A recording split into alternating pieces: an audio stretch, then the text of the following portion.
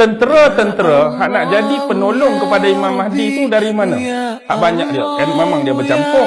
Agak-agak mari daripada mana? Afghanistan ke, Pakistan ke, ISIS ke, Iran ke, Iraq ke, daripada. Yang sekarang ni orang duk tengah tiun dia. Tempat ni orang duk tengah ceroboh. Tempat ni orang duk tengah intai-intai. Tempat ni orang duk tengah usah-usah. Agak-agak mana? Syria. Syria. Ada pendapat lain? Turki. Lagi? Turki tu dekat dah dengan Syria tu. Arah kamu dah tu. Okey. Clue dia. Tengok pada rukun setiap Kaabah. Semua akan jadi tempat sasaran dan tempat fitnah paling besar. Kita ada rukun Iraqi, rukun Yamani, rukun Syami, rukun Hajar Aswad. Rukun Iraqi mengarah ke Iraq. Kita dah tahu apa jadi pada Iraq. Kita dah tahu apa jadi pada Iraq. Dia jadi fitnah, hancur lebur.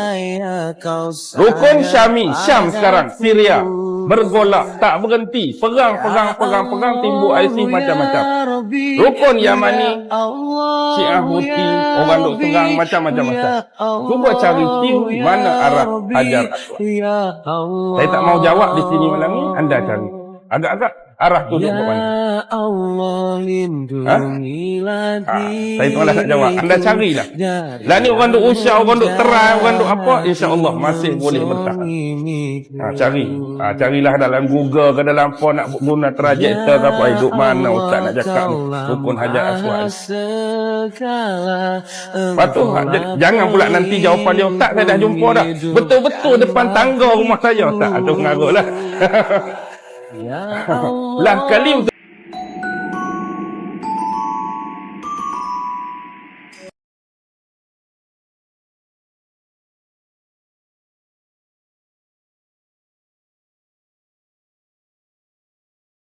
ialah berikutan kewafatan bapa saudara Rasulullah sallallahu alaihi wasallam.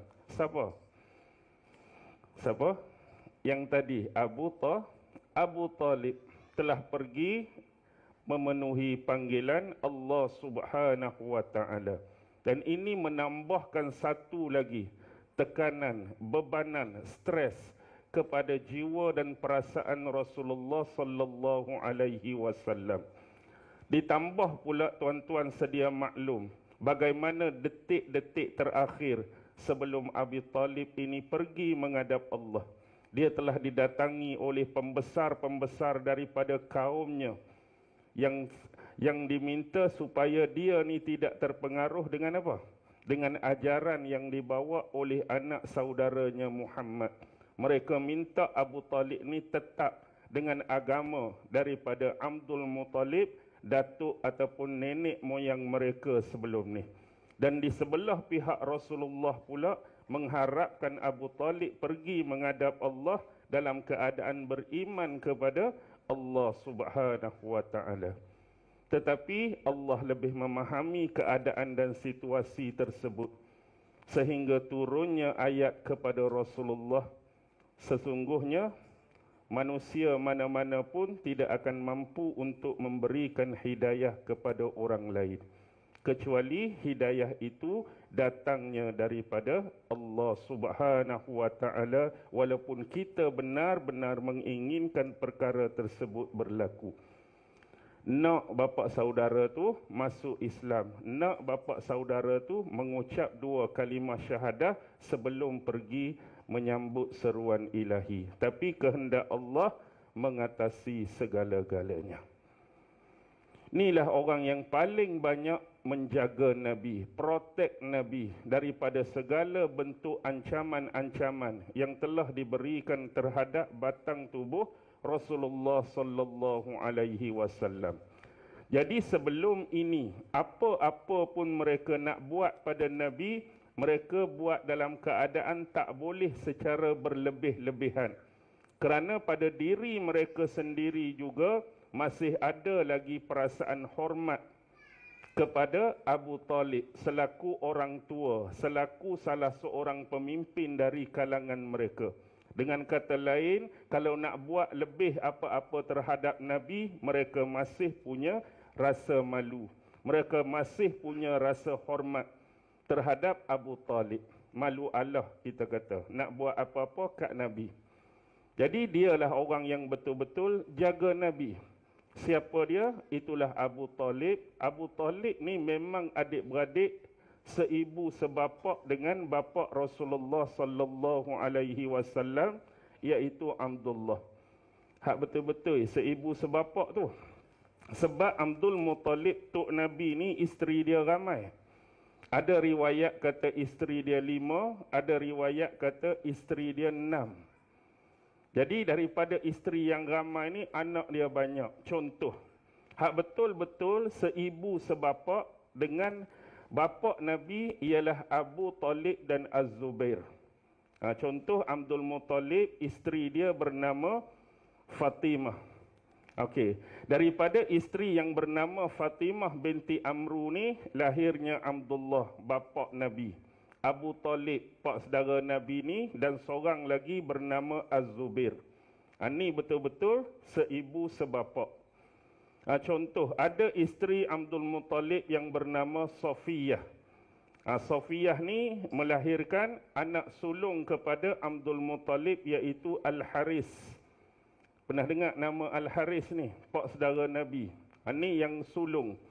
Yang ni lah yang pi ke Madinah pada waktu menerima khabar yang mana adiknya Abdullah tu meninggal dunia di Madinah.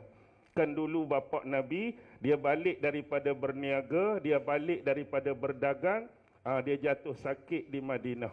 Jadi sehingga wafat ke Abdullah ni.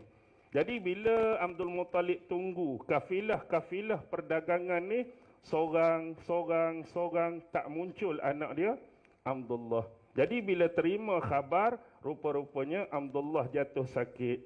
Masa tu tak meninggal lagi. Jadi sebab jatuh sakit, dia mengutuskan anak dia hak sulung ni lah, Al-Haris ni lah, pi tengok keadaan Abdullah. Akhirnya Abdullah tu wafat di Madinah. Tu dengan mak yang nama Safiyah. Ada lagi pak saudara Nabi yang terkenal, yang anaknya pernah didoakan oleh Rasulullah dengan satu doa yang masyhur. Allahumma fakkihu fid din wa 'allimhu ta'wil. Tu siapa tu? Sepupu Nabi, Ibnu Abbas. Abdullah bin Abbas tu sepupu Nabi. Bapak dia siapa? Bapak dia tu Abbas. Abbas tu dengan mak yang nama Nutailah. Isteri Abdul Muttalib yang nama Nutailah, lahirnya Abbas. Ada kan anak seapak saudara Nabi yang nama Hamzah, tu mak lain pula. Tu mak Halah binti Wuhaid yang melahirkan Hamzah. Kemudian ada mak lain yang nama Lubna. Lubna ni melahirkan penentang Nabi, Abu Lahab, pak saudara Nabi. Dia bukan satu bapa satu mak, tapi daripada isteri-isteri. Minta maaf suara tak power. Daripada awal cuti sampai malam ni tak berhenti tu kan. Dia nak serak-serak basah Ella lah. Okey, baik. Itu contoh.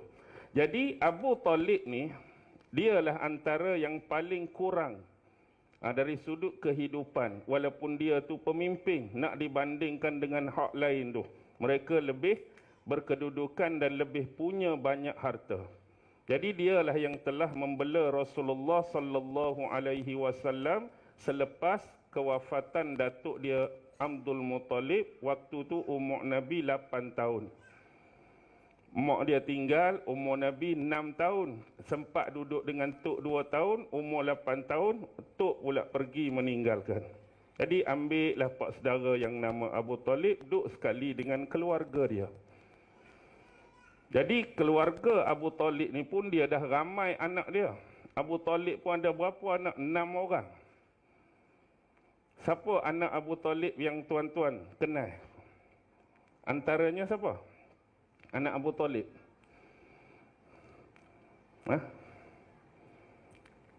Budak dalam Islam yang pertama masuk Islam siapa? Sayyidina Ali bin Abi Talib yang akhirnya menjadi menantu Rasulullah sendiri, dikahwinkan dengan Fatimah binti Muhammad.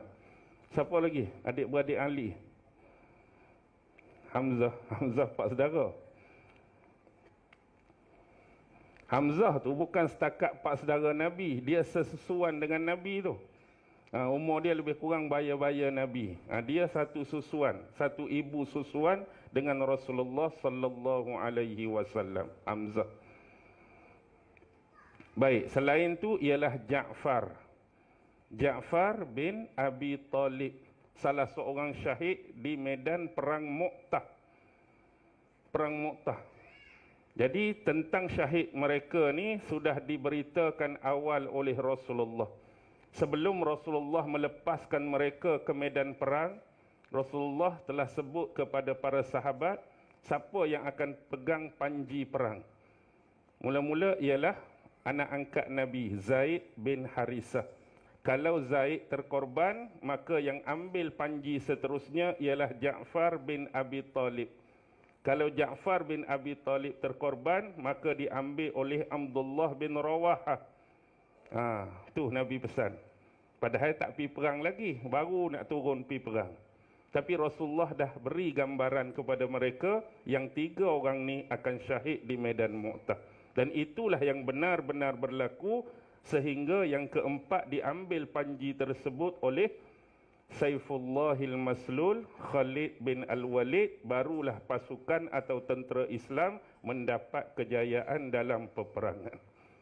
Inilah dalam sejarah disebut Ja'far At-Tayyar. Ja'far bin Abi Talib atau gelaran dia Ja'far At-Tayyar. Anak sulung Abi Talib nama Talib lah. Sebab tu gelaran dia Abi Talib. Memang anak sulung dia nama Talib. Nama betul Abu Talib Abdul Manaf. Abdul Manaf nama betul dia. Sebab anak sulung dia nama Talib, dia digelar Abu Talib. Kemudian ada anak yang paling kecil iaitu Uqail. Uqail ni, dia ni masuk Islam sebab dia menyaksikan 3 perkara yang aneh dan pelik sewaktu dia sedang berjalan-jalan dengan Rasulullah. Hak mula-mula dia pergi khabar dekat Abu Bakar. Dia pergi rumah Abu Bakar, dia habaq dekat Abu Bakar bahawa hari ini dia benar-benar percaya bahawa Allah itu sebagai Tuhan dan Nabi Muhammad itu pesuruhnya. Jadi Abu Bakar bersyukur kerana dia telah mendapat hidayah daripada Allah. Lalu Abu Bakar suruh dia cerita, apakah yang menyebabkan kamu ni masuk Islam? Dia ceritalah, dia berjalan dengan Nabi, antaranya ialah bila mana sampai di satu kawasan ni, Nabi berkeperluan untuk apa? Untuk buang air. Jadi dia pesan dekat Uqail ni supaya pergi cakap dekat pokok-pokok tu Nabi nak buang air. Habis saja dia cakap, pokok-pokok tu tercabuk akar masing-masing, jalan pergi lindungi Nabi. Tapi ada 2 perkara lagi. Hak tu kuliah tahun depan. Dia tak boleh cerita habis. Macam drama bersiri lah, nak suruh orang tunggu dah. Itu salah satu. Baik, Uqail ni terkorban di mana? Jadi terkorban dalam peristiwa Karbala. Sebab dia berada dalam kafilah Sayyidina Husain bin Abi Talib. Dalam peristiwa Karbala Nuh nanti akan datang. Dan dia ada 2 orang anak perempuan. Siapa dia? Satu Fakhitah binti Abi Talib. Fakhitah inilah wanita pertama yang telah menyentuh hati dan perasaan Rasulullah. Inilah wanita pertama yang dalam sejarah pernah cuba dilamar oleh Rasulullah sebelum Khadijah lagi. Fakhitah binti Abi Talib, anak pakcik dia sendiri. Siapa Fakhitah ni? Jarang orang kenal nama ni. Dia lebih terkenal dalam sejarah dengan nama Ummu Hani. Cari satu wanita nama Ummu Hani, itulah gelaran bagi Fakhitah binti Abi Talib.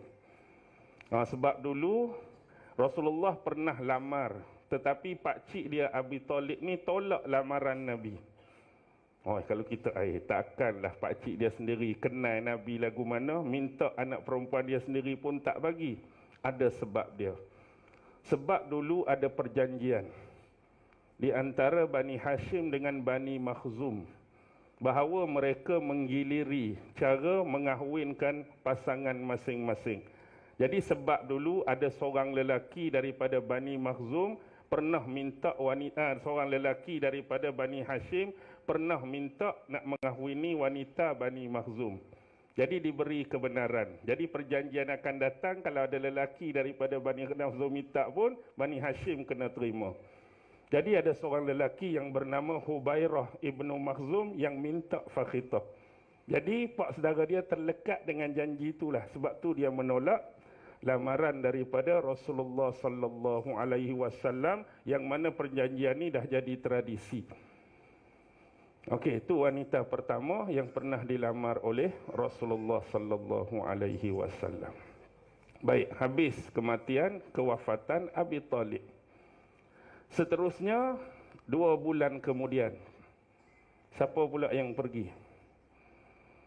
Lepas pak saudara, isteri Rasulullah sallallahu alaihi wasallam sendiri, iaitu Sayyidatina Khadijah binti Khuwailid al-Asadi.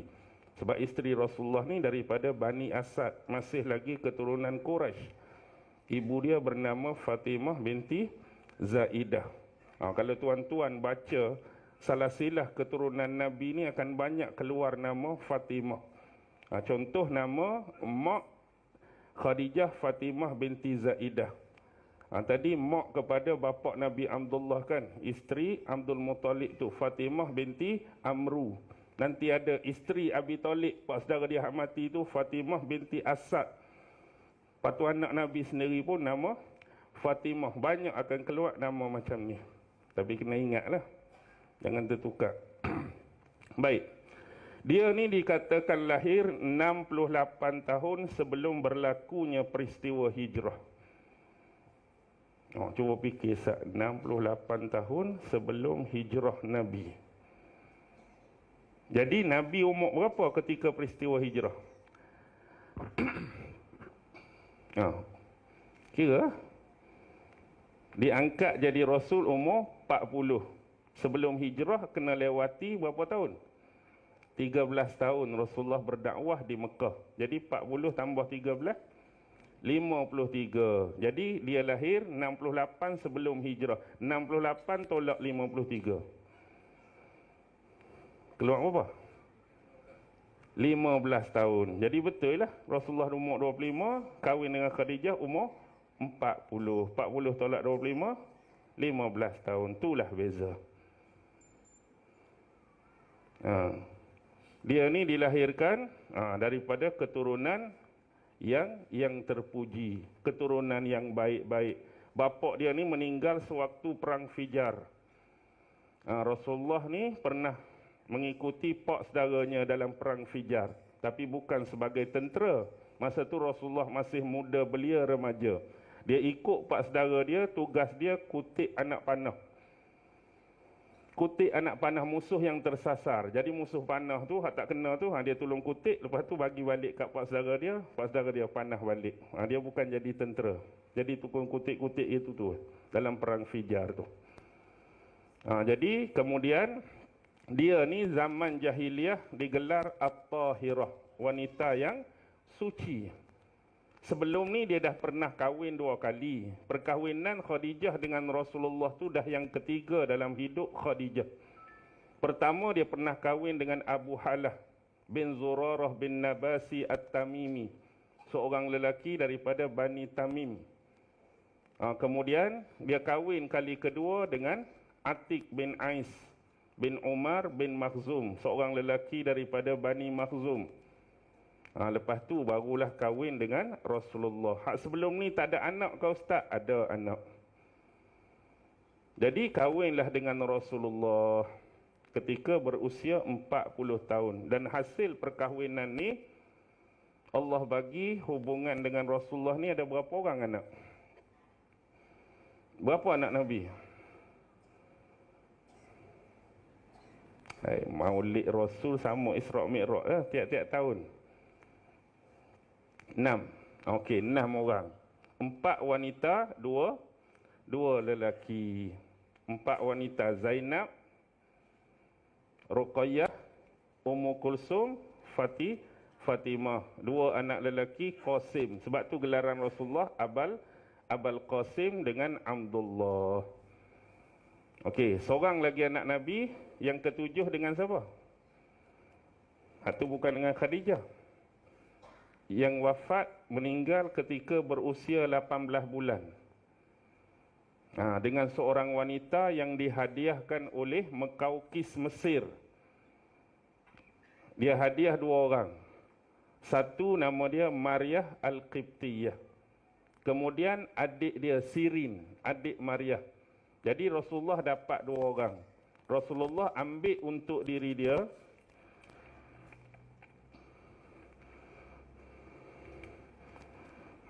Lebih. Stop sekejap. Okey, Assalamualaikum warahmatullahi wabarakatuh. Ini ada iklan sekejap.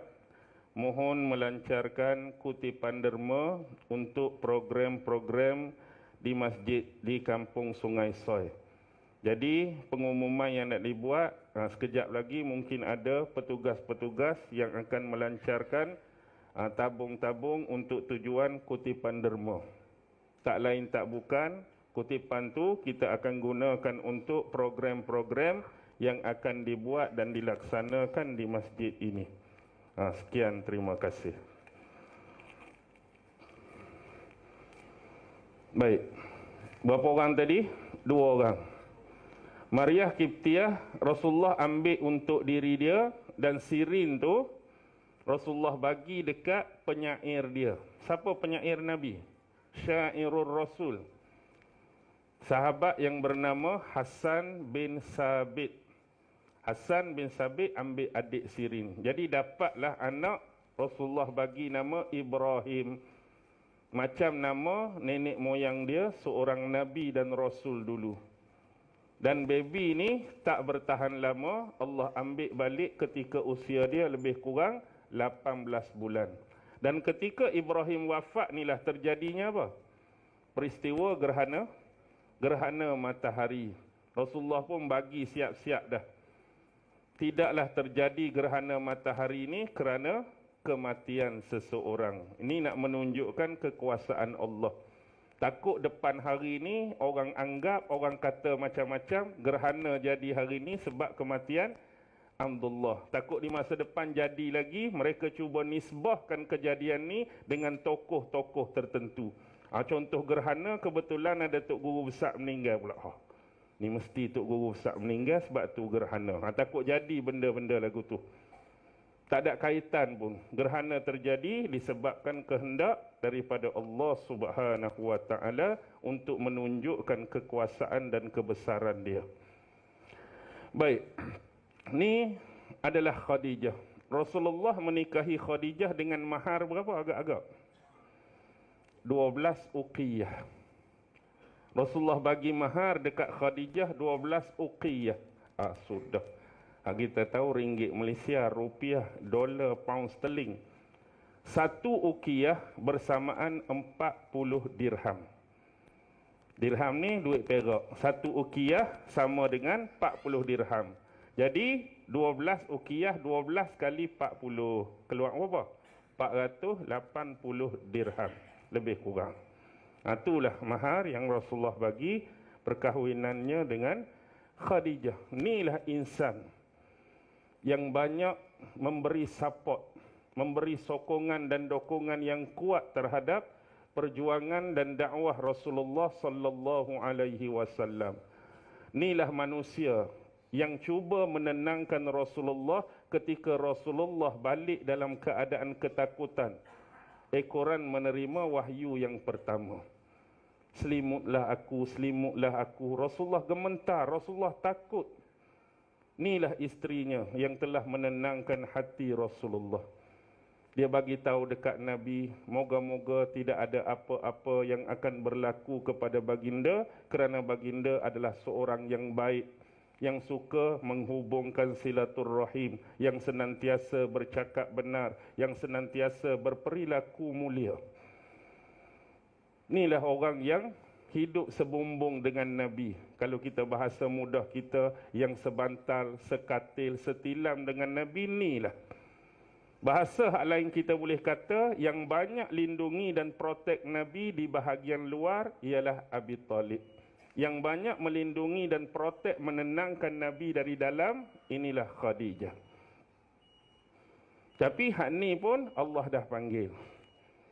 Dijemput oleh Allah Subhanahu wa taala. Dulu dia adalah seorang businesswoman. Ramai yang tak perasan kalau kita baca buku-buku dan kitab sirah Nabi ni ada bisnes kulit. Bukan kata Nabi ni duduk saja-saja keluar berdakwah, tapi Nabi ni ada bisnes kulit. Lagu mana? Nabi akan dapatkan kulit-kulit daripada orang hak semelih-semelih unta ke, semelih apa ke, Nabi akan proses.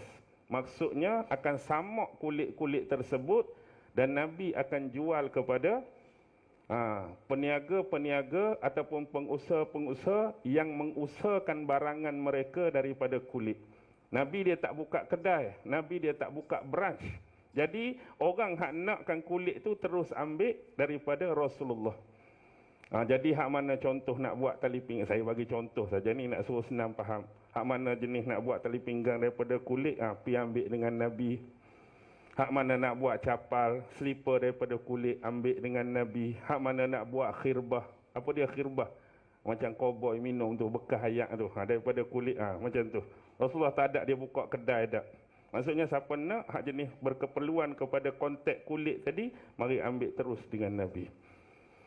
Sama juga cara Nabi berniaga sebelum ni. Nabi akan bawa daripada bumi Mekah ni barang yang menjadi kepentingan dan keperluan tempat Nabi nak berniaga. Dengan kata lain, contoh kalau Nabi nak pergi ke Syam, orang Syam ni nak dapatkan apa benda yang susah, benda tu ada di Mekah, Nabi bawa benda tu. Jadi dia langsam terus. Jadi nak balik ni, apa yang menjadi keperluan orang di Mekah, hak tak ada di Mekah tapi banyak di Syam. Dia beli siap-siap, balik, bagi terus. Tak ada kata buka kedai, buka Shopee, hantar Grab, tak ada. Terus. Yaman pun sama. Sebab tu cara Nabi, kalau kita perhati, Nabi ni amat detail. Kalau tuan-tuan perhati. Nabi pi satu-satu tempat, bila Nabi masuk pasar ke Nabi pi, Nabi perhati. Nabi ingat ni. Jangan main-main. Buktinya apa? Bila selepas berlakunya pembukaan kota Mekah 8 Hijrah, lepas peperangan-peperangan, ada berapa perang lepas pembukaan kota Mekah? 3. Perang Hunain, Perang Taif, Perang Tabuk. Selepas tu hujung-hujung. Sebelum Rasulullah wafat tu dipanggil tahun Wufud. Wafdu ni maksudnya orang-orang daripada kabilah luar Mekah ni datang bawa duta masing-masing menyatakan keislaman mereka. Hak tu mari, hak ni mari. Ada satu tu mari daripada Yaman. Bila Nabi tanya Yaman bahagian mana, dia sebut satu bahagian. Bahagian tu macam sebelum ni Rasulullah dah pergi, bahagian pasar mereka. Dia pun sebut, sebelah tu ada ni, pasar tu nama pasar ni. Maksudnya Rasulullah teliti. Kalau kita jumpa kat mana-mana ke, orang mana bang? Kuantan. Orang mana? Tanjung Lumpur. Saya pernah mari 3 hari Tanjung Lumpur. Sebelah tu ada KFC, lepas tu TMG Mall. Lepas tu, maksudnya menunjukkan saya perhati sungguh 3 hari ni jalan dia. Bukan kata tak boleh cakap, maksudnya lagu tu lah lebih kurang nak suruh faham. Bukan duduk saja tapi tengok jalan. Hak ni kot ni, hak ni kot ni, mall duduk sini. Jadi bila kita jumpa orang kawasan ni sembang kita, nak ajak kita pernah masuk situ, pernah duduk situ. Ni detailnya Nabi. Okey, habis di situ. Inilah 3 benda yang nak membawa kepada proses apa? Proses berlakunya Isra' Mi'raj. Dan inilah yang disebut sebagai Rasulullah kehilangan 3 ta. Apa dia 3 ta? Yang pertama ialah pemboikotan ekonomi terkait dengan harta. Yang kedua, kehilangan bapa saudaranya Abi Talib terkait dengan tahta. Dan kehilangan Khadijah terkait dengan wanita. Jadi Rasulullah hilang harta, hilang tahta, hilang wanita. Dan peristiwa Isra' Mi'raj ni adalah merupakan tasliyah. Apa dia tasliyah? Tasliyah ni ialah Bagaimanakah corak dan bentuk Allah nak menghiburkan hati Rasulullah, nak memberikan ketenangan, merawat perasaan Rasulullah daripada kejadian-kejadian dan peristiwa sebelum ni. Jadi sebelum 3 ni macam-macam dah. Berdakwah benda betul pun orang kata macam-macam. Berdakwah menggunakan wahyu hak betul daripada Allah pun orang tuduh macam-macam. Cakap benar pun orang kata macam-macam. Rasulullah jujur pun orang label macam-macam. Rasulullah cakap sungguh pun orang fitnah macam-macam. Rasulullah dah lalui dah bentuk-bentuk tu. Dan kemudian diperkuatkan di tengahnya. Sekurang-kurangnya dengan masuknya Islam, pak saudara dia Hamzah. Dan 3 hari kemudian, mengikut sebahagian riwayat, siapa masuk Islam? Seorang lagi, lepas Hamzah. Sayyidina Umar bin Al-Khattab. Ini terjadi selepas hijrah ke Habsyah. 2 orang ni jadi tonggak kekuatan Islam. Ni panggil orang Gedebel lah. Kelantan panggil Gedebel, orang Pahang panggil apa? Kalau Gedebel. Kelantan panggil apa? Samsing apa? Dah maksudnya orang-orang jenis orang takut lah masa tengok dia tu. Pak saudara Nabi memang jadi sumber. Umar, gerun Umar ni, sebab Umar ni pernah didoa oleh Rasulullah. Rasulullah pernah berdoa kepada Allah supaya di antara 2 Umar ni, salah satunya masuk Islam untuk menguatkan Islam. Satu Umar bin Al-Khattab, satu lagi siapa dia? Amru bin Hisham. Siapa Amru bin Hisham? Abu Jahal lah. Bukan main-main. Nabi pernah doa untuk Islam ni diperkuatkan, diperteguhkan. Nabi sama ada Umar masuk Islam atau Abu Jahal masuk Islam. Kalau Nabi, pak saudara dia Abu Lahab. Kalau Umar, itulah pak saudara dia. Pak saudara Umar siapa? Abu Jahal tu pak saudara Umar lah. Sebab ibu Saidina Umar tu kakak kepada Abu Jahal. Mak Saidina Umar nama Hamtamah binti Hisham. Adik dia Amru bin Hisham Abu Jahal. Dia masuk Islam selepas mendengar awal ayat daripada surah apa? Sumber keislaman Umar. Dia bukan kata tengok keajaiban. Dia tak tengok perangai Nabi. Bukan perkataan Nabi. Tapi dia terkesan dengan ayat-ayat awal daripada surah apa? Surah Taha. Taha ma anzalna alaikal Qur'ana litashqa illa tizkiratan liman yakhsha tu. Waktu tu sebenarnya dia nak pergi mana? Hari yang dia nak masuk Islam tu, dia bawa pedang keluar daripada rumah dia, nak pergi dengan niat nak bunuh Nabi, nak habiskan, tamatkan riwayat Nabi hak betulnya. Sampai tengah jalan dia bertemu dengan sahabat baik dia Nu'aim bin Abdullah. Jadi tengok karakter dia, tengok keadaan dia, Nu'aim tanya, ni panah-panah barang bawa pedang, dia tak cakap Melayu dah, dia cakap Arab saya translate. Nak pergi mana? Dia kata